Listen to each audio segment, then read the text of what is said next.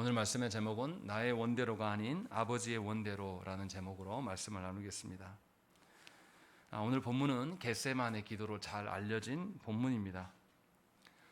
그런데 잘 알려진 것과 반대로 겟세마네에서 주님의 행동하심과 말씀하심을 이해하기가 상당히 어렵습니다.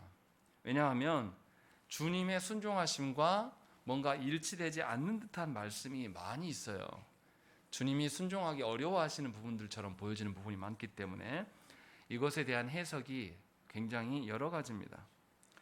그래서 대부분의 조국교회 성도들은 이렇게 충돌되는 문구들이 굉장히 많음에도 불구하고 이것에 별로 관심을 두지 않습니다. 그냥 자기 나름대로 해석을 해요. 그래서 한 예를 들면 겟세마네 기도를 보고 이렇게 결론을 내리죠. 누가복음에서 주님의 땀이 열심히 기도하셔서 땅에 떨어지는 핏방울 같았다라는 이 구절에 의지하여서 우리도 열심히 기도하자, 뭐 이런 식으로 해석하는 경우가 흔합니다. 한 예를 든 것이죠. 기도하지 말자라고 말하려고 하는 게 아니에요. 본문에서 도대체 무엇을 말씀하려고 하는 것인가, 이게 제일 중요한 이야기인데 사실은 우리가 관심을 두지 않는 본문 중에 하나입니다. 그런데 오늘 본문에 보면 주님이 십자가를 앞두고 굉장히 뭔가 분투하고 고뇌하고 있는 과정이 나타납니다. 그리고 주님이 뭔가 제자들을 향하여서 어떤 말씀도 하고 계셔요. 그러니까 주님의 사명 앞에서의 행하심과 또 제자들을 향한 어떤 말씀들을 같이 하고 있어요. 그런데 순종을 누가 하느냐라고 했을 때 주님은 순종하시지만 제자들은 실패합니다. 이것을 보여주심으로 말미암아서 분명하게 주님과 우리가 뭔가 다르지만 마지막에는 뭐로 되어 있냐면 42절의 말씀 뭐라고 되어 있습니까? 일어나라 함께 가자라고 이야기를 하고 있어요. 뭔가 주님이 사명 앞에서 걸어가신과 제자들이 걸어가야 될 길이 크게 다르지 않다라는 또 통일성을 또 이야기를 하고 있는 겁니다.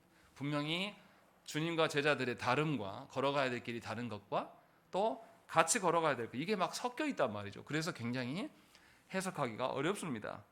그러면 마가는 도대체 오늘 본문을 통해서 무엇을 말씀하려고 하는 것일까?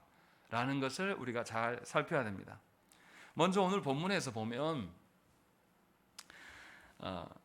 주님이 순종하시는 장면이 나와요. 그런데 우리가 주님의 순종에 대해서 오해하는 게 있습니다.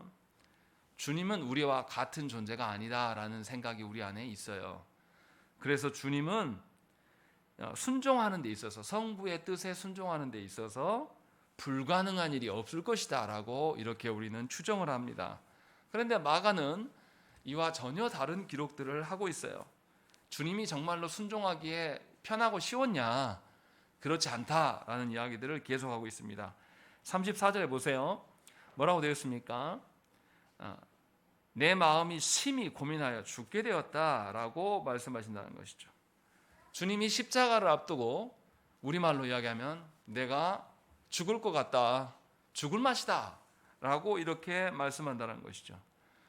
왜 마가는 주님을 이렇게 기록할까요? 주님이 굉장히 무능력하고 뭔가 두려워하는 존재인 것처럼 기록을 하고 있어요. 또 이뿐만이 아닙니다. 36절 봐보세요. 거기에서 뭐라고 되어 있습니까? 이 잔을 내게서 옮기시옵소서라고 이야기를 하고 있어요. 마치 주님이 성부의 뜻에 순종하기를 거절하는 것처럼, 어려워하는 것처럼 기록을 하고 있습니다. 도대체 마가는 무슨 생각일까요? 왜 주님을 계속 이렇게 깎아내리는 듯한 기록을 남겼을까요? 또 37절에 봐보세요. 시몬아 자느냐, 네가 1시간도 깨어있을 수 없느냐라고 하면서 호통하신단 말이에요. 마치 어떤 느낌이냐면, 이 불순한 생각이긴 하지만 주님이 혼자 십자가를 가시려고 하시다가 너무 고통스러우니까 기도를 멈추고 다시 와보니 제자들이 자고 있으니까 거기에다 화풀인 듯한 느낌들, 이런 것들이 자꾸 보인단 말이에요. 그리고 주님이 우리 상식으로 우리는 기도 어떻게 하는 게 잘한다고 생각합니까? 기도를 시작하면 끝장을 보도록 쭉 하는 게 기도를 잘한다고 생각을 해요. 그런데 오늘 본문은 주님은 몇 번이나 끊으십니까? 3번이나 끊어 하신단 말이에요. 이것도 너무 이상해요. 주님이 정말로 힘들었나 보다. 제 생각에 너무 인간적으로 보여질 수가 있습니다. 그런데 제가 무슨 말을 하려고 하는 거냐면, 왜 마가가 이런 것을 다 기록했냐 이 말이에요. 주님은 너무 순종의 길을 잘 가실 것 같고 또 그러셔야지만 우리에게 그 공로가 올 것 같은데 너무나 이상하게 마가는 주님이 굉장히 고뇌하고 계신다, 주님의 순종에 역행하여 보이는 것들을 마구 기록하고 있다는 것이죠. 도대체 그 목적이 뭘까라는 것을 우리가 알아야 돼요. 그러기에 앞서서 우리가 먼저 생각을 해봐야 되겠습니다. 주님이 기도하러 가실 때 누구를 데려가십니까? 33절 보세요. 베드로와 야고보와 요한을 데려가십니다. 분명하게 다른 제자들을 동행하지 않으신다는 것이죠. 왜 그러셨을까? 라는 부분도 우리가 생각을 해봐야 되는 것이죠. 그리고 또 하나 생각해야 될 게, 주님이 기도하시는 장면이 마가복음에 이 본문 말고도 1장과 6장에도 나타나요. 그런데 1장과 6장에서는 어떻게 말씀하시냐면 1장 35절에서 한적한 곳으로 가셔서 기도하셨다, 혼자 기도하신 것처럼 기록하고 있습니다. 또 6장 46절에도 무리와 작별하고 홀로 기도하러 산으로 가셨다라고 되어 있어요. 분명히 앞에서는 홀로 기도하심이 나타난단 말이죠. 그런데 오늘 본문에는 너무나 이상하게 이제 이 기도가 끝나고 나면 곧바로 붙잡으시고 십자가의 사건으로 가셔야 될 뿐이에요. 그런데 주님이 새 제자들을 동반하고 계신다는 것이죠. 이 점도 너무 이상해요. 그리고 주님이 기도하실 때 어떻게 하십니까? 제자들이 들릴 만한 거리로 가셨어요. 보시면 뭐라고 하십니까? 35절에 보시면 조금 나아가서 땅에 엎드려 기도했다라는 것이죠. 그러니까 새 제자들이 주님의 기도 소리를 들을 만한 것, 마치 일부러 들려주려고 하는 것처럼 보인다는 거죠. 그렇게 기록을 하고 있다는 것이죠. 왜 주님이 제자들과 함께 동행했을까요? 십자가의 길을 제자들이 따라갈 수 있습니까? 주님이 중보자로서 참 하나님이시면서 참 사람으로서 가셔야 될 십자가의 사명을 제자들 중에 누가 따라갈 수 있습니까? 아무도 따라갈 수가 없단 말이죠. 그런데 너무나 이상하게 주님은 기도하는 장면에 사명을 앞두고 기도하시기 위해서 제자들을 함께 동행시키고 있다는 것입니다. 이 점이 아주 독특해요. 뭔가 우리가 알지 못하는 숨겨진 것이 있다라는 것을 추정해 볼 수가 있다는 것이죠. 주님이 제자들과 함께 동행하실 때가 있었어요. 이 세 제자들, 오늘 33절에 나온 것처럼 베드로와 야고보와 요한, 이 세 제자들과 함께 동행해 주실 때가 있었습니다. 그때가 언제냐면 죽은 자를 살리셨을 때도 이 세 제자만 데려가셨습니다. 또 주님이 변화산에서 변화되는 사건, 그 사건에도 이 세 제자들만 데려가셨어요. 그 사건을 통해서 주님은 뭘 보이셨습니까? 이 세 제자들에게 주님이 하나님의 아들 되심을 확증하고 주님이 하나님의 사명을 위하여서 걸어갈 할 것들을 이미 밝히 보여주셨다는 것입니다. 그래서였을까요? 이 세 제자들이 자신들이 기꺼이 예수님이 당하시는 그 고난의 잔을 함께 나눌 수 있다라고 이들이 확신했던 사람들입니다. 세베대의 아들 야고보와 요한은 주께서 마시는 잔과 주께서 받으시는 세례를 받을 수 있겠냐고 물으셨을 때에 자신들은 받을 수 있습니다 라고 확신했던 자들이에요. 그것이 마가복음 10장 39절에 나옵니다. 또 베드로는 어떤 사람입니까? 우리가 지난주에 봤던 말씀처럼 모두 다 주님을 버릴지라도 자신은 어떻다고요? 절대 버릴 사람이 아니다 라고 확신했고, 또 무슨 일도 합니까? 내가 죽으면 죽었지 절대 주님을 부인하지 않겠다라고 확언했던 사람들이에요. 이렇게 자신의 어떠함으로 주님의 사역을 바라보고 있으면서 그런 생각들을 갖고 있어요. 이제 주님이 이들에게 정말 그러한지를 보여주시는 것입니다. 그들이 확신한 대로, 확언한 대로 정말로 순종할 수 있는 기회를 주시고자 지금 겟세마네 동산으로 그들을 부르신 거예요. 그리고 그들이 확언한 바가 무엇인지를 알려주시기 위하여서 주님은 자신의 순종해야 할 십자가의 길이 어떠한 것인지를 제자들 앞에서 보여주고 있습니다. 그래서 주님이 사람으로서 고뇌하고 계시는 거예요.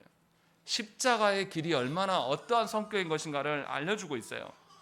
그래서 주님의 순종을 방해하는 것처럼 보이는 주님의 고뇌하는 것들이 오늘 본문에 여실히 드러나고 있는 것이죠. 우리 생각에 주님은 아무런 망설임도 없이 하나님이니까 적극적으로 순종할 수 있는 분이라고 우리는 기대를 합니다. 그런데 주님의 십자가의 사건의 의미를 몰라서 이렇게 생각하는 것이에요. 주님의 십자가의 사건을 단지 육신적인 아픔이겠거니 우리는 이렇게 함부로 추정하기 때문에 주님이니까 당연히 십자가 사건 쉬운 것이겠지, 이렇게 오해를 합니다. 그러나 분명하게 오늘 본문에는 그렇지 않음을 알려줍니다.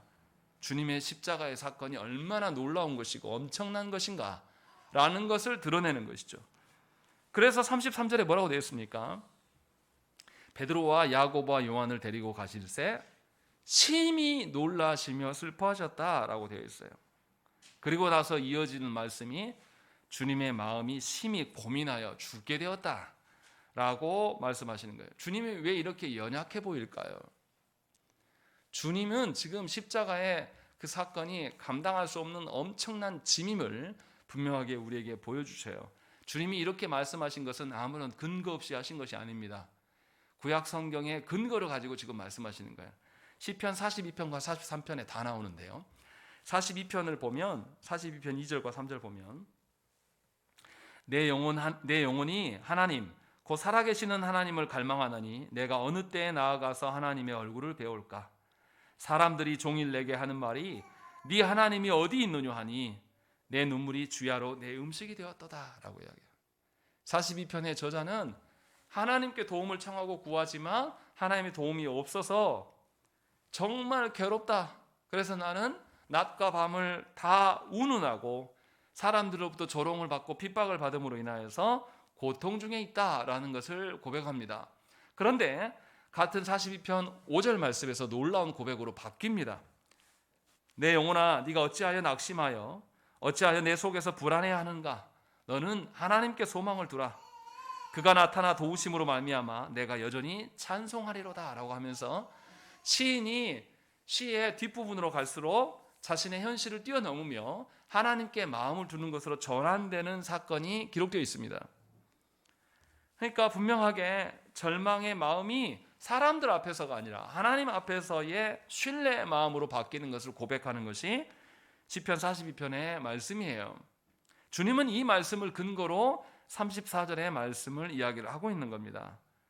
그러니까 주님이 감당하셔야 될 그 십자가의 사건이 실로 엄청난 것이며 그럼에도 불구하고 하나님을 향한 불신의 마음이 아닌 것을 이야기를 하고 있어요. 그래서 뭐라고 되어 있습니까? 34절에 내 마음이 심히 고민하여 죽게 되었으니, 만약에 불신한다면 뒤에 뭐가 나와야 됩니까? 나 그만둘란다, 너희도 돌아가라, 뭐 이렇게 말해야 돼요. 근데 주님이 뭐라고 합니까? 너희는 여기 머물러 깨어있으라 라고 말씀하시는 거예요. 주님이 순종하겠다는 겁니까? 순종하지 않으시겠다는 겁니까? 순종하시겠으니 너희는 여기서 기다려라, 깨어있어라 라고 말씀하시는 거예요. 절대 불신하려고 하는 태도가 아니에요. 그러니까 우리는 두 가지를 봐야 돼요. 십자가의 사건이 우리가 생각하는 것처럼 그냥 그냥 만만하고 쉬운 게 아니에요. 그것을 우리에게 보여주고 있는 겁니다. 우리가 생각하는 것처럼 육신의 고통, 그냥 육신이 찔리고 죽는 거구나, 이것을 말하고 있는 것이 아님을 분명하게 보여주고 있어요. 그래서 뭐라고 합니까?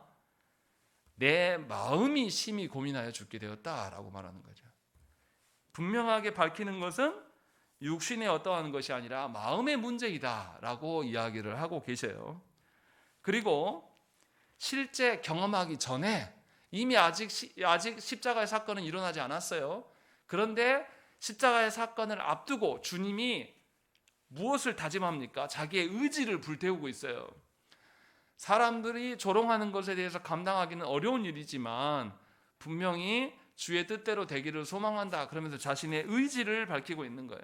그러니까 실제 경험하는 것보다 그 사건을 앞두고 의지적인 문제이다라는 것을 분명하게 밝혀주고 있는 거예요.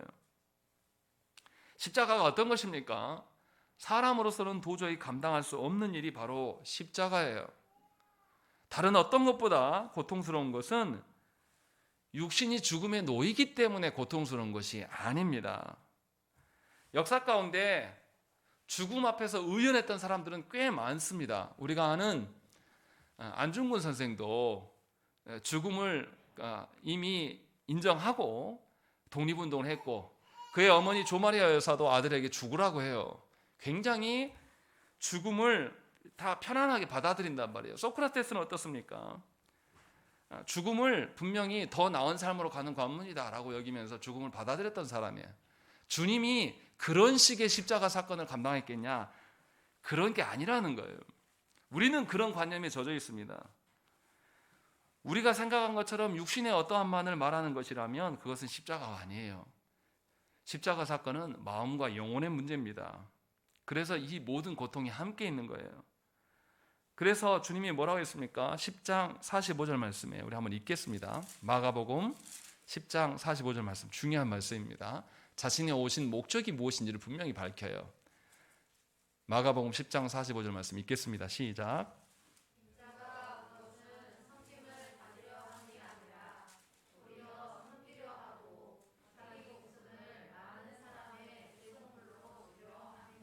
예, 주님은 그냥 십자가에 달리신 것이 아니라 온 인류의 대속물로 드려져야 되는 것이에요. 그러니까 주님이 하나님으로부터 버림받으신다라는 의미는 그냥 자기 혼자 죽는 게 아니라 모든 인류의 버림받음을 동시에 한꺼번에 받으시는 거예요. 그러니 주님이 십자가 사건은 온 인류의 사건이고 우주적인 버림받음이에요. 우주적인 어두움을 경험하시는 것이죠. 우리는 감히 상상할 수 없는 하나님으로부터 완전한 단절을 경험하시는 것이 바로 십자가의 사건입니다. 그런데 우리는 그 십자가의 의미를 잘 몰라서 우리 식대로 그냥 고통당하신 거다. 그래서 어떻습니까? 고난주간에 틀어주는 비디오가 보면 저는 굉장히 그거 싫어해요. 육신의 아픔만을 드러내는 거죠. 하나님으로부터 버림받았다는 것 자체는 개념 자체가 없습니다. 그리고 그 영상 보고 사람들이 울어요. 얼마나 아프셨을까? 얼마나 고통스러우셨을까? 그런데 역사 가운데 그렇게 육신의 고통을 당하는 사람들은 많았습니다. 주님의 십자가 사건은 그런 게 아니에요. 분명하게 하나님으로부터 우리가 버림받아야 될 그 모든 우주적인 버림받음을 주님이 홀로 감당하신 것이 십자가 사건이기 때문에 하나님이신 주님께서도 그 십자가 앞에서 고뇌하시고 계신다라는 것을 우리에게 보여주는 것이죠. 그래서 41절에 뭐라고 되어 있습니까? 인자가 죄인의 손에 팔리겠다라고 말씀하신 것이죠. 이 말이 아까 우리가 읽었던 10장 45절의 말씀의 이루어짐이에요. 하나님의 말씀대로 이루어지기 위하여서 분명하게 자신은 순종하고 나아가고 계심을 분명하게 이야기를 하고 있는 겁니다. 그래서 35절에 뭐라고 되어 있습니까? 될 수 있는 대로 이때가 자기에서 지나가기를 구하셨다라는 것이죠. 이 말은 주님의 십자가의 그 고통, 성부 하나님으로부터 버림받는 그 고통이 얼마나 큰 것인가를 보여주는 것이지 주님이 불순종하려고 하는 것을 보여주는 것이 결코 아니라는 것입니다. 하나님의 뜻에 따르자니 자신이 당해야 될 끔찍한 현실이 너무나 엄청나요. 그 엄청난 길을 주님이 순종하면서 완벽한 순종을 이루시면서 가야 되기 때문에 주님 안에 이 치열한 싸움이 있으셨다라는 거죠. 감당할 수 없는 큰 그 고통과 또 하나님께 순종해야 될 이 두 마음이 주님 안에서 사람으로서 그곳에 계셨기 때문에 분명하게 치열한 싸움을 보이고 계셨다라는 것을 우리에게 알려줍니다. 주님도 이러한 과정을 거쳐서 순종하셨다라는 것을 우리에게 알려주는 거죠. 왜 이 말을 하겠습니까? 왜 주님이 고뇌하셨다라는 것을 마가가 밝히고 있습니까? 이 겟세마네 사건에서 주님만 이야기를 하지 않아요. 중요한 것은 이제 주님이 행하시는 그 순종 앞에서 그 다음에 순종을 해야 될 대상자들이 누굽니까? 베드로와 세베대의 두 아들도 그 길을 걸어가야 된단 말이에요. 그래서 주님이 그 다음에 37절에 뭐라고 하십니까? 제자들이 자는 것을 보시고 베드로에게 말씀하셨고 한시 더 깨어있을 수 없느냐라고 말씀하고 있다는 것입니다. 제자들에게 순종이 도대체 무엇인가를 보여주고 계시는 사건이 나타나요. 주님이 어떻게 순종하셨습니까? 아주 적극적으로 순종의 모습을 보여요. 35절 말씀 보세요. 땅에 엎드려 라고 되어 있습니다. 구약 성경에서 기도할 때에 땅에 엎드려서 기도하는 경우는 어떤 경우입니까? 무엇인가 하나님께 청원할 때에 감히 우리가 하나님께 나아갈 수 없는데, 또 초자연적인 사건을 목격할 때, 하나님이 임재의 사건이 나타날 때 어떻습니까? 사람들이 신발을 벗고 엎드려서 고개도 들지도 못하는, 하나님의 현존을 경험할 때 이러한 자세를 취합니다. 즉 주님은 십자가 앞에서, 그 고통의 순간 앞에서 성부의 뜻에 납작 엎드려 있었다라는 것을 보여줍니다. 주님도 하나님이셔요. 그런데 하나님이신 그분이 성부의 뜻 앞에서 자신을 동등하게 여기지 아니하시고 사람으로서 철저하게 자신을 낮추시며 사람과 동일한 입장에 서 계심을 우리에게 보여주는 것이죠. 이것이 주님의 자발적인 순종의 모습이에요. 어쩔 수 없이 떠밀려가는 그런 게 아니란 말이에요. 주님이 힘이 없어서 연약해서 군병들에 의하여서 끌려가는 그런 형국이 아니라 기꺼이 자신이 성부의 뜻대로 자신을 내어줘야 된다라는 것을 보여주고 계시는 것이죠. 그래서 36절의 말씀이 중요합니다. 우리 한번 읽어보겠습니다. 36절 말씀 읽겠습니다. 시작.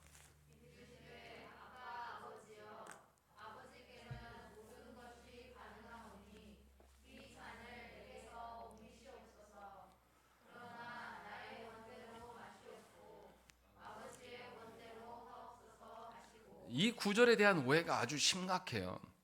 그런데 잘 뜯어보면 이제 이해가 될 겁니다. 먼저 하나님을 아빠, 아버지라고 부르는 거예요. 자신과 하나님의 관계가 아버지와 아들 되심을 분명하게 보여주고 있어요. 이 말의 의미가 뭡니까? 내가 성부 하나님을 온전히 신뢰하고 있다. 아들이 아버지를 신뢰하는 것처럼 내가 온전히 신뢰하고 있고 또 완전히 순종하심을 반영하는 호칭이에요. 겟세마나에서 우리에게 아들의 마음과 아버지의 뜻에 따른 끔찍한 현실에 대한 이 괴리감 속에서 주님은 갈등하셨으나 결국은 아버지의 뜻대로 가시기를 원하는 것을 인정하기 때문에 성부께 아빠, 아버지라고 부르고 있어요. 사탄이 주님을 시험할 때 뭐라고 시험하셨습니까? 자신에게 절하면 천하를 얻을 것이다 라고 시험을 하셨어요. 그때 주님이 어떻게 하십니까? 내 하나님을 시험하지 말라라고 말씀하면서 온전히 성부께만 순종해야 될 것들을 분명하게 보여주셨어요. 그러니까 자신이 안위하고 편안한 것보다 하나님께 순종해야 될 것들이 무엇인지를 시험 가운데서 분명하게 보여주신 주님이라는 것이죠. 그래서 주님은 뭐라고 이야기합니까? 36절에 아버지께는 모든 것이 가능하다라고 고백을 하고 있는 거예요. 다시 말하면 모든 것이 성부의 뜻대로 되어진다라고 고백하고 있는 겁니다. 그래서 자신은 자신의 뜻대로가 아닌 누구의 뜻대로?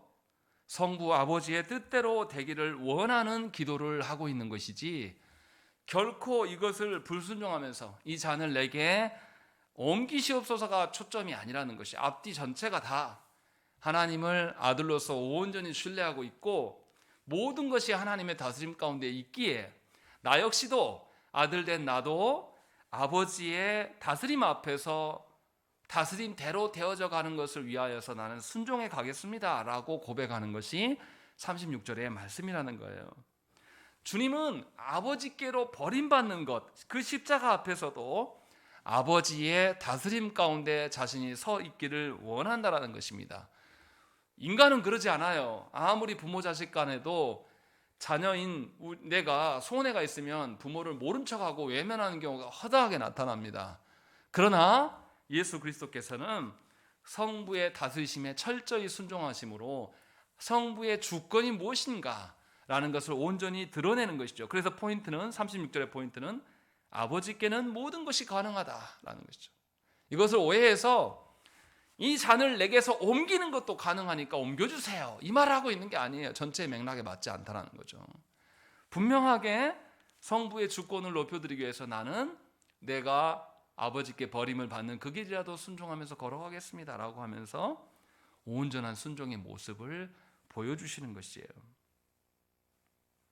분명히 주님은 십자가의 성격이 무엇인지를 제자들에게 다 입증해 주셨습니다. 그리고 동시에 자신이 온전한 순종을 위하여서 기도하심도 보여주셨어요. 그리고 난 이후에 제자들에게 찾아오셨습니다. 주님도 성부의 뜻 앞에서 사람이기에 분투하심이, 아주 처절한 분투하심이 있었다. 그리고 난 다음에 제자들에게 오신 거예요. 왜 오셨겠습니까? 이제 제자들이 시험에 들 상황에 놓이게 된다는 것이죠. 왜 그렇습니까? 그들의 리더자이신 주님을 곧 잃게 될 거거든요. 그때 이들이 시험에 들게 될 것이고, 그런 제자들이 순종해야 될 때가 오는 것을 주님은 알려주기 위해서 깨어 있으라고, 깨어 기도하라고 분명하게 말씀하셨어요. 내가 그러한 것처럼, 내가 성부의 뜻대로 하기 위해서 나를 버린 것처럼 너희도 하나님의 뜻대로 네 자신을 버려야 될 때가 곧 온다라고 말씀하시면서 그들을 깨우신 겁니다. 그런데 안타깝게도 주님의 행하시는 것을 다 보여주셨음에도 이들은 잤어요. 실패한 것이죠. 이 세 제자들은 어떻습니까? 앞에서 밝힌 것처럼 아주 자신만만했어요. 주님의 잔을, 주님의 세례 받으심을 나도 받을 수 있다. 또 다른 사람은 다 버려도 나는 버리지 않는다. 나는 죽어도 하나님만을 섬기겠다라고 하면서 자신의 확신으로 주님의 길을 걸어갈 수 있다라고 분명히 이들은 말했습니다. 그러나 이들 중에 어느 누구 하나 깨어있지 못하다라는 것이죠. 실제로 자신을 신뢰하는 것이 이렇다는 겁니다. 그것을 분명하게 보여주고 있어요. 그래서 주님이 38절에 시험에 들지 않게 깨어있어 기도하라 라고 시험을 말씀하시는 거예요. 이 시험이 어떤 것이겠습니까? 앞으로 주님이 십자가에 달릴 사건을 너희가 보게 될 건데, 이 시험을 너희가 감당할 수 있다 없다? 감당할 수 없다 라는 것을 보여주고 있어요. 또 무슨 시험이겠습니까? 하나님께 충성을 다하는 것보다 자신의 안전을 도모하는 이 유혹이 너희들에게 펼쳐질 것이다. 그래서 베드로에게 그러잖아요. 계집종이 너도 나사렛 저 사람과 연결된 사람 아니냐라고 했을 때 베드로가 어떻게 합니까? 하나님께 순종하는 것과 자신의 안위를 살피는 것 중에서 어떤 것을 선택합니까? 자신의 안위를 살피면서 실패해요. 우리가 그러는 것처럼요. 교회 나와서 우리의 안위를 살피고 우리의 이 땅에서의 잘됨, 우리의 자녀들의 어떠함에 목매달고 그것만 부르짖고 있는 우리들과 똑같다라는 거죠. 그런 우리들에게 마가는 분명하게 보여주고 있는 거예요. 하나님께 순종함은 할만하고 우리가 그럴 만해서 순종하는 것이 아니다라는 것을 우리에게 확실하게 보여주고 있는 겁니다. 주님도 자신이 안위됨과 성부의 뜻에 순종하는 것이 충돌이 일어났어요. 그때 주님은 자신이 성부께 버림을 받더라도 성부의 뜻대로 되어져 가는 것이 자신이 해야 될 것들임을 아시고 분투하시면서 그 일에 순종으로 나아가셨어요. 이 일을 위하여서 하나님이신 그분도 기도하셨다라는 것이죠. 기도의 목적이 어디 있습니까? 자신에게 있지 않아요. 성부께 있다라는 거죠. 우리의 기도 제목은 어디야 됩니까? 우리가 정하고 우리가 기도의 응답도 우리가 정하지 않습니까? 그게 정말 순종입니까? 그게 정말 신자로서의 충성입니까? 우리는 시작부터 이미 글러먹은 거예요. 아니에요. 시작부터 이미 아닌 것을 구하면서 우리가 성도이다라고 우리는 착각하고 산 겁니다.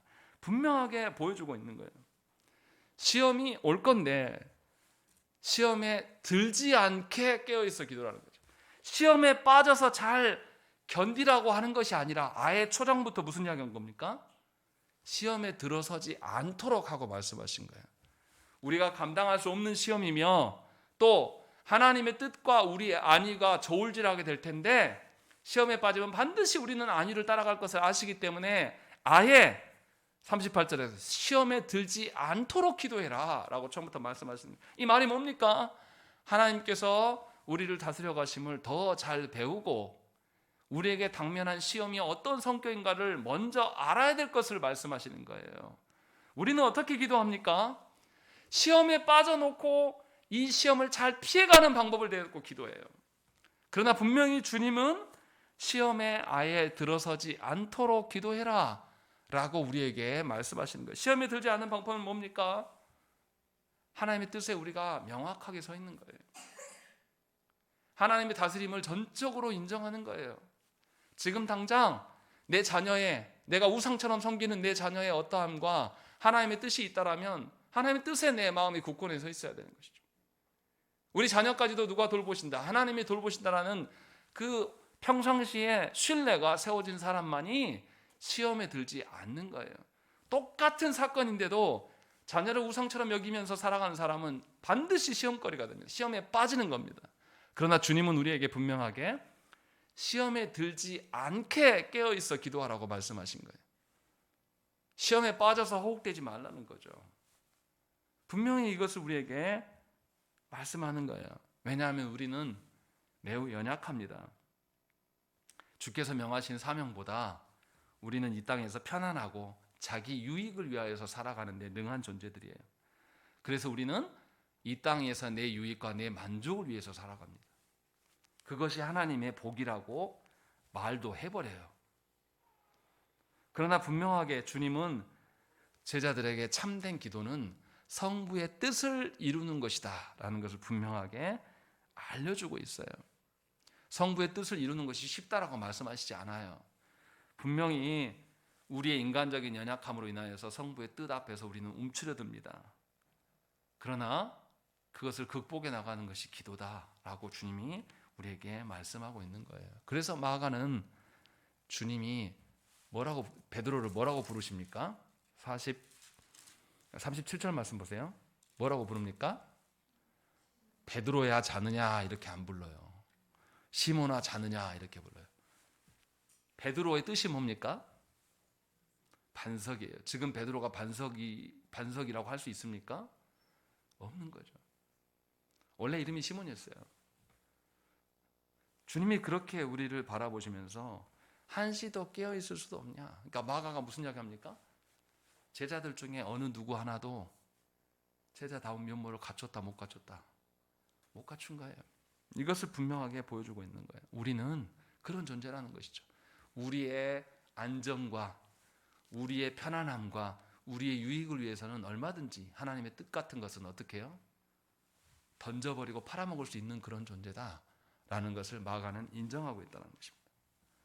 분명히 주님은 이것을 너무나 잘 아셔서 당신의 사명 앞에서의 분투하심을 보여주셨고, 당신이 걸어가실 길이 당신의 어떠함으로 채워지는 것이 아니라 성부께 온전히 의뢰함으로 가능한 것임을 우리에게 보여주신 거예요. 이것이 겟세마네 동산의 사건입니다. 그냥 열심히 기도하면 다 해결된다, 이게 아니에요. 분명히 우리 생각과 다르다는 것입니다. 본문의 마지막은 더 놀라워요. 주님이 뭐라고 하십니까? 41절에 이제는 자고 쉬라, 그만 되었다, 때가 왔다. 보라, 인자가 죄인의 손에 팔리우니까 일어나서 함께 가자라고 이야기하는 거죠. 어떤 태도십니까? 주님이 이제 인자에 팔려서 십자가에 달려야 될 사건이 왔는데 그것을 피하는 것입니까? 움츠러드는 것입니까? 아니에요. 주님의 사명이 우리에게 시험이 될 수도 있겠으나 하나님께서 그것을 더 이상 시험으로 두지 않을 것이다. 그러니 내가 하나님께 버림을 받는 그 길에 나는 기꺼이 가겠노라 하면서 순종으로 제자들을 독려하시면서 나만 그 길을 가는 것이 아니라 내가 이루는 십자가의 그 길을 누가 따른다? 너희들이 따르게 될 것이다 라고 말씀하시면서 의연하게 함께 가자고 말씀하신다는 것입니다. 이 말씀은 9장 31절에 주님이 분명히 고난당하실 것을 예고하셨어요. 그리고 그 고난의 때가 왔기 때문에 이제 주님의 그 고난의 때에 맞이하면서 앞으로 걸어가심을 우리에게 보여주시는 것이죠. 이것이 순종의 모습이다라는 것을 우리에게 알려준 거예요. 그러니까 성도는 어떻게 해야 되겠습니까? 하나님의 사명의 때를 바라보면서 미리 예비되고 준비된 자가 돼야 돼요. 그래야지 하나님의 사명이 더 이상 우리에게 시험이 되지 않습니다. 그런데 하나님의 사명에 대해서 아무런 관심도 없고 무엇인지도 모르고 알려줘도 그것을 피해가고 싶은 사람에게는 하나님의 사명이 반드시 시험이 되는 거예요. 그래서 상처받았다고, 그래서 나 신앙생활 어렵다고 남 핑계하면서 우리가 떠나가는 것이죠. 그러나 예수님은 어느 때 가장 하나님의 뜻에 가까워졌습니까? 너무나도 우리가 상상하기 어렵게 아버지 되신 그분으로부터 완전히 단절되고 배제될 때에 성부의 뜻이 가장 잘 드러나게 되었다는 사실을 저와 여러분들이 알아야 된다는 것입니다. 무슨 말씀입니까? 주님이 자기 자신을 철저히 성부로부터 버림받았을 때에 하나님의 뜻이 가장 잘 세워져 가고 있어요. 이것을 아신 주님은 이제 어디로 가는 겁니까? 성부께서 버리실 그 십자가를 향하여서 주님이 걸어가는 거예요. 그것을 기쁨으로 맞이하면서 걸어가는 것이죠. 그렇다면 우리가 하나님의 뜻에 가장 부합하게 될 때는 언제겠습니까? 내가 정한 인생의 문제들, 내 뜻, 내 안위, 그런 것들을 보장받으면서 이 세상에서 어느 누구에게도 무시받지 않으면서 내 자녀들이 크고 잘되고 나와 관계가 틀어지지 않는 것, 이러면서 하나님의 뜻을 운운하는 것이 말이 되냐 이 말이에요. 여전히 내 자신의 안위와 무탈함을 근거로 하나님의 영광을 노래하는 것이 과연 하나님의 영광이고 샬롬이겠냐 이 말이에요. 전혀 아니라는 거죠. 우리 자신을 하나님 앞에서 부인하지 못하는 사람은 절대로 하나님과 상관없는 자가 되는 것이죠. 우리 자신은 철저하게 하나님 앞에서 버림받아야 돼요. 우리 자신은 완전히 지워져야 됩니다. 우리 자신이 생각하는 그 안위와 이 땅에서의 무탈함이 하나님 복이 아니에요. 우리가 버려지더라도 분명히 하나님의 뜻이 세워져 가는 것이 우리가 해야 될 일이고 이것이 성도라는 것입니다. 주님은 성부께 버림받으시는 자리에 서실 때에 성부의 뜻이 가장 빛났음을 우리가 보고 있다는 것입니다. 우리 자신이 하나님으로부터 버림받은 것과 그런 멸시를 받는 그런 처지에 세워져 있을 때에 드디어 하나님의 사명이, 하나님의 뜻이 우리 가운데 구현될 수 있겠구나라고 생각을 하셔야 한다는 것입니다. 더 쉽게 이야기하면 세상 사람들이 우리에게 물어봐요. 특히 요즘에는 그렇지 않습니까? 도대체 당신들이 믿는 하나님 어디 있냐? 예수 믿는 것들이 왜 저 모양이냐? 그럴 때 우리가 뭐 해야 됩니까? 내 자신을 버려야 돼요. 그렇게 말하는 사람들에게 저것들 사탄이야. 저것들 교회를 핍박해. 이 정부가 우리를 핍박해서 못 살겠다. 이것이 교회가 해야 될 일이 아니라는 것이에요. 도리어 우리가 하나님의 사명 앞에서 우리가 무엇을 던지는가? 과연 우리가 이 욕을 먹는 것이 하나님의 사명 때문에 욕먹는 것인지, 아니면 우리가, 교회된 우리가 우리의 안위를 위하여서 예수고 날뛰다가 욕먹는 것인지 구별해야 된다는 것이죠. 근데 그러한 모습이 우리에게 없다라는 거예요. 그러나 주님은 분명하게 성부로부터 버림받으실 때에 순종의 길로 나아가셨습니다. 그때가 하나님의 뜻을 가장 잘 드러내는 때였어요. 그러니 저와 여러분들도 하나님께서 부여하신 그 고난의 잔을 기꺼이 받으면서 아버지 원대로 걸어가시는 것이 성도의 살아갈 일이라는 것입니다. 그것을 겟세마네 기도에서 분명하게 보여줘요. 그러나 제자들이 어떻습니까? 이 사건 이후에 다음 주에 읽을 말씀에 전부 실패합니다. 그런데 실패로 끝났습니까? 놀라운 것은 하나님 거기서부터예요. 제자들이 주님을 버리고 다 도망합니다. 다음 주에 읽을 말씀이지만 51절 말씀 보세요. 한 청년이 벗은 몸에 배 헛디브를 두르고 예수를 따라가다가 무리에게 잡힘에 배 헛디브를 버리고 벗은 몸으로 도망하였다. 얼마나 이게 금방 기뻤겠으면. 옷이 하나도 없어요. 헛이불만 딱 걸쳐 입고 있는 거예요. 그런데 도망가려고 하다 보니까 그 옷도 벗어놓고 누드로 완전히 나치된 채로 도망했다는 거예요. 신학자들은 아마 이 사람이 마가였을 것이다 라고 추정을 해요. 이렇게 실패했단 말이에요. 그런데 이들이 어떻게 이 실패를 극복합니까? 십자가에서 완전한 순종을 이루신 주님이 부활하시고 나사렛의 낙양에서 고기 잡고 있는 제자들에게 주님이 친히 가셔요. 그리고 주님이 어떻게 하십니까? 다시 복원시키십니다. 그래서 모든 제자들은 이 사건을 기억하고 있어요. 평생에 살아가면서 우리가 그때 그랬지. 주님이 십자가의 사건을 앞두고 겟세마네에서 그렇게 깨어 기도하라고 할 때 우리는 다 잤지. 주님이 끌려가실 때 우리는 다 도망하고 주님을 외면했지. 이 아픈 기억을 남겨놓으셨어요. 그래서 다음번에 주님이 말씀하시는 그 사명의 자리에 설 때마다 제자들은 무엇을 기도했겠습니까? 자신이 실패했던 과거의 기억들을 기억하면서 내가 다시는 두 번 다시 그 길을 가지 않겠다 라는 마음으로 주님의 사명 앞에 자신의 목숨을 던졌어요. 주님은 우리의 실패까지도 들어서 절대로 순종할 수 있는 길로 인도하시는 그런 하나님이심을 오늘 성경에서 보여주고 있다는 것입니다. 순종이 결탄고 쉽고 편하다는 것을 말하는 것이 아니에요. 주님의 말씀하시는 사명의 일은 너무 어렵고 괴로워요. 사람들부터 외면을 받아야 되고, 사람들부터 네 하나님이 어딨냐? 있으면 증명해봐 라고 하는 이런 조롱과 멸시를 당하는 것이 신자의 길이에요. 주님도 그 길을 걸어가셨습니다. 중요한 것은 주께서 우리의 연약함을 아시고 그 길을 예비하시고 우리가 실패할지라도 그 실패 가운데서 우리를 다시 회복하시는 주님이시라는 것을 저와 여러분들이 믿으셔야 한다는 것이죠. 그러니 우리의 삶을 바라보면서 이 세상의 논리로 평가하지 마세요. 우리 가정을 보면서 왜 이렇게 안 변할까? 우리 교회를 보면서 왜 우리가 이것밖에 안 될까? 왜 말씀의 자리에 있는 사람들이 떠나갈까? 이걸로 고민할 것이 아니라 마땅히 그것이 주님의 사명의 길이다라는 것을 알고 이제는 내 판단과 내 생각대로가 아니라 정말로 하나님의 뜻대로 되어지기를 우리 모두가 하나님께 구하셔야 됩니다. 그것이 하나님의 다스리심을 누릴 수 있는 길이며 하나님의 보호하심과 하나님의 복락을 누리면서 살아가는 유일한 길입니다. 함께 기도하시겠습니다.